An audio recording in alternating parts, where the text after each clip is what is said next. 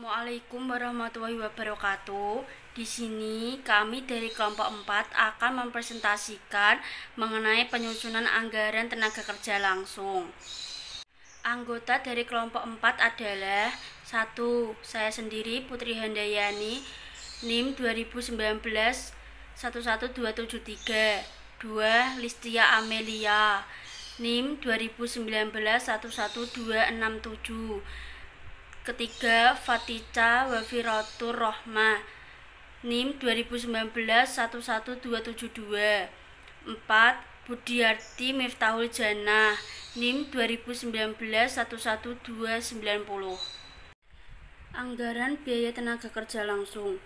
Biaya tenaga kerja langsung biasa disebut direct labor cost.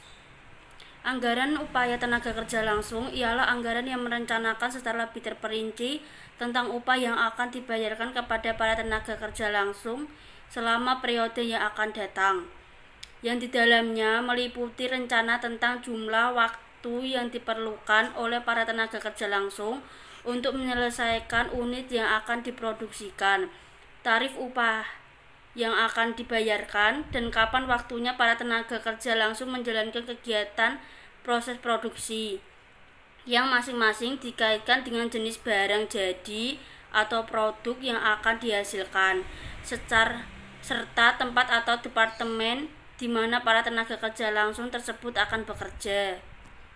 Sifat-sifat tenaga kerja langsung. 1. Besar kecilnya biaya untuk tenaga kerja jenis ini berhubungan secara langsung dengan tingkat kegiatan produksi. 2. Biaya yang dikeluarkan untuk tenaga kerja jenis ini merupakan biaya variabel. 3. Umumnya dikatakan bahwa tenaga kerja jenis ini merupakan tenaga kerja yang kegiatannya langsung dapat dihubungkan dengan produk akhir atau terutama dalam penentuan harga pokok. Fungsi anggaran tenaga kerja langsung. 1. Penggunaan TKL atau tenaga kerja langsung dan biaya yang lebih terencana. 2. Harga pokok dapat dihitung dengan tepat. 3. Dapat digunakan sebagai alat pengawas. 4. Alat pengawas biaya tenaga kerja. Selanjutnya akan dibacakan oleh Listia Amelia. Selanjutnya, persiapan dalam penyusunan anggaran tenaga langsung. Dalam persiapan penyusunan anggaran ini, terlebih dahulu dibuat manning table. Manning table disusun sebagai hasil perkiraan langsung masing-masing kepala bagian. Manning table merupakan daftar kebutuhan tenaga kerja yang menjelaskan yang pertama, jenis atau kualifikasi tenaga kerja yang dibutuhkan. Yang kedua, jumlah masing-masing jenis tenaga kerja tersebut pada berbagai tingkat kegiatan. Yang ketiga, bagian-bagian yang membutuhkannya. Faktor yang perlu diperhatikan yang pertama, rencana produksi bagian atau departemen yang digunakan untuk melakukan proses produksi. Yang ketiga, standar penyelesaian produk, waktu yang dibutuhkan untuk menghasilkan satu unit produk. Yang keempat, sistem upah yang digunakan ada beberapa macam. Yang pertama, sistem upah menurut waktu per jam. Yang kedua, sistem upah menurut hasil per unit. Yang ketiga, sistem upah dengan insentif interval. Pendekatan yang digunakan yang pertama, memperkirakan standar jam tenaga kerja langsung yang dibutuhkan untuk setiap unit dari setiap produk. Kemudian, memperkirakan tingkat upah rata-rata menurut departemen, pusat biaya atau operasi dikalikan waktu standar per unit dari produk dengan rata-rata tingkat upah per jam. Menghasilkan biaya tenaga kerja langsung per unit keluaran untuk setiap departemen, pusat biaya atau operasi menurut tingkat biaya tenaga kerja langsung per unit untuk memperoleh total biaya tenaga kerja langsung menurut produk. 2. Memperkirakan rasio dari biaya tenaga kerja langsung untuk beberapa pengukuran dari keluaran yang dapat direncanakan secara realistis.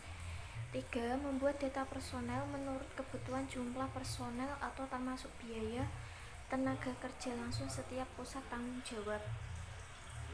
Perencanaan jam tenaga kerja langsung yang pertama, studi waktu dan gerakan. Yang kedua, biaya standar. Yang ketiga, perkiraan langsung. Yang keempat, perkiraan secara statistik oleh kelompok staf untuk menggambarkan satu dari 4 pendekatan. Diasumsikan produk utama diproses melalui 4 departemen produksi.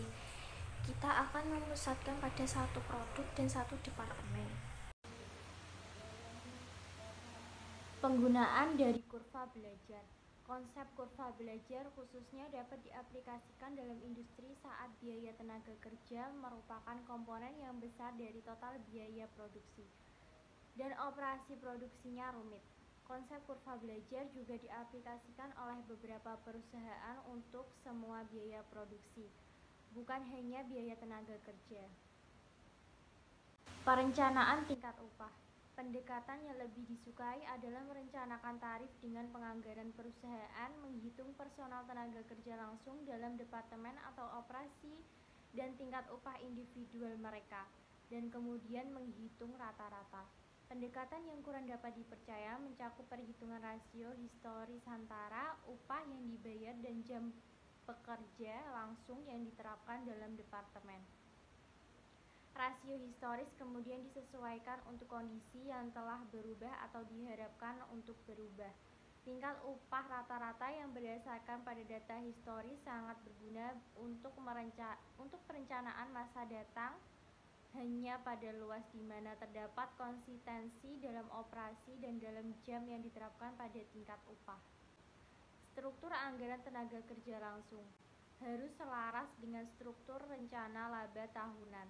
Oleh karena itu, harus memperlihatkan biaya dan jam tenaga kerja langsung yang direncanakan menurut pusat tanggung jawab, waktu bulanan atau kuartalan, dan menurut produk.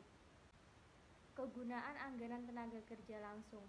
Perencanaan dan biaya tenaga kerja langsung yang efektif memiliki keuntungan perusahaan sebagai berikut. 1. Fungsi personel dapat ditampilkan lebih efisien karena ada dasar untuk perencanaan yang efektif, pengarahan, pelatihan, dan penggunaan personel. 2.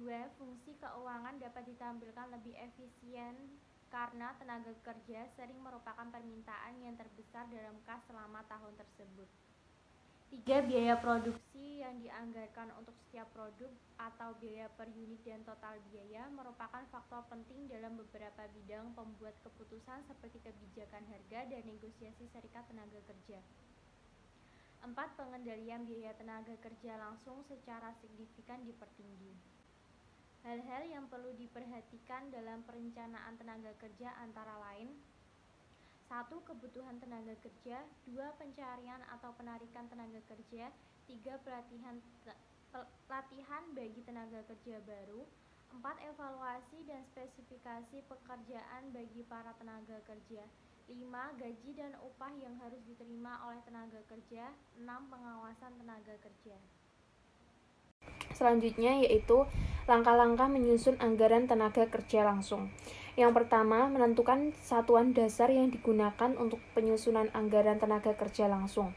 Pada umumnya menggunakan jam buruh langsung atau DLH atau biaya buruh langsung atau DLC.